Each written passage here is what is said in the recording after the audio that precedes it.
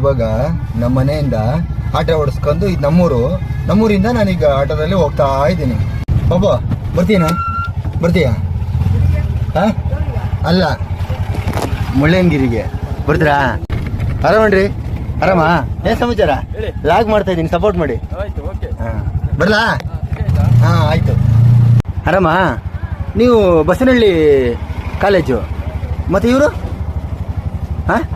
Women's ಕಾಲೇಜಾ? ಒಳ್ಳೇದಾಗ್ಲಿ. ನೋಡಿ ಇಲ್ಲಿ ನಮ್ಮ ಅಪ್ಪಣ್ಣ ಇದ್ದಾರೆ, ಹಳೆ ಫ್ರೆಂಡ್ ನಮಗೆ. ದೇಣ ಆರಾಮಣ್ರಿ?